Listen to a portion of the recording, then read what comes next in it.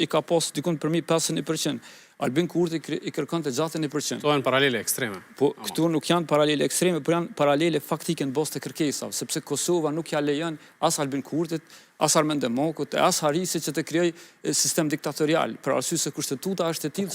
Kush po e thot çto? Unë po e them. Kush po e bën? Kush po tenton? Po e them, tendenca në bazë gjuhës, ne politikanët i gjykojmë bazë gjuhës që folin në bazë përbujave që kemi. Ju madje punoni në media, ju e dini fare mirë për 2-3 vite se çfarë gjuha është përdorur ndaj mediave. Ajo nuk ndodhi në shoqëri demokratike. Mandej kemi pas tërheqje vërejtjes edhe nga vetë Departamenti i Shtetit dhe nga organizatat e caktuara. Për mandej e kemi rastin me shumë arsye tjera që kanë ndodhur me televizionin publik e kështu me radhë. Këto gjëra nuk ndodhin në një shoqëri që është demokratike dhe nuk lejohen të ndodhin. Ne kemi pas raste kur policia është dërguar njësitë speciale për mediat e caktuara, për shkak të lajmeve të atyre nuk kanë pëlqyer, ose kemi raste kur kërkohet mbyllja e një emisioni të caktuar me direktivat e caktuara sepse janë njerëz aty që punojnë. Por kjo është gjuha. Mirë po, Albin Kurti dhe Lëvizja Vetëvendosje janë partia e parë. Po kur e kanë plan me punu këta njerëz? Po tash ku duhen me punu? Unë vetë qëto po e kërkoj edhe nga vetë qytetarët që kanë votuar. A dojnë me fillu me punu, apo dojnë me fillu dhe me vazhdu përsëri me akuza? Ka një proces ku duhen 80 vota edhe për çka Kosova shkojnë zgjedhje. Është në dorën e partive tjera, nëse ja mundsojnë një quorum prej 2/3 të nevojshme.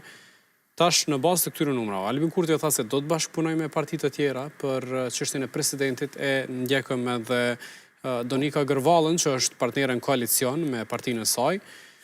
Çysh mendon se do të jetë matematika? A na pret një proces i rizgjedhor apo një zgjedhje e presidentit si zgjidhje politike mes subjekteve? Në zgjedhjet e 28 dhjetorit ishte gjuha e njëjtë, të cilën e ka përdorur dhe e ka përsëritur Lëvizja Vetëvendosje në krye Albin Kurti. Ka kërkuar që të bashkëpunojnë. Mirë po ka thënë që ta zënë për Vjosa Osmanin nuk i kemi numra dhe unë i kam thënë. Po tash si është situata? A bashkëpunon Vjosa dhe Lumiri në këtë rast? Osmani dhe Abdigjiku, ose Hamza, ose Gjini me Kurtin për me i bata 10 vota? Unë mendoj që interesi qytetarëve të Republikës së Kosovës, interesi shtetit tonë, dhe interes i secilit individ madje dhe atyre që jetojnë në diasporë është që Kosova të mos shkojnë zgjedhje, që partitë të ulen të diskutojnë dhe ta zgjidhin një president i cili është i pranueshëm për të gjithë.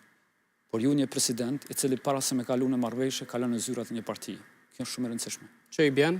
Që i bie nëse president zotri Kurtit, paktën siç e kam dëgjuar unë, ka thënë që neve nuk na vjen një president politik, por një president konsensual. Ata ka kërkuar dhe para zgjedhjeve, dërgonin emrat e kandidatëve konsensual. Mirë po, emrat dhe mënyra se si është takuar, është një gabim edhe i opozitës për mendimin tim, për arsye se nëse ju jeni parti opozitare dhe dëshironi të mirën e vendit, nuk keni nevojë më taku me asnjë lider me dyrë të mbyllura, takoheni në mënyrë të hapur, diskutoni, e bëni zgjedhjen, i bëni ofertat dhe shkojmë në zgjedhje në votim të presidentit. Tash është një situatë tjetër. Tash s'ka ende kuvend as qeveri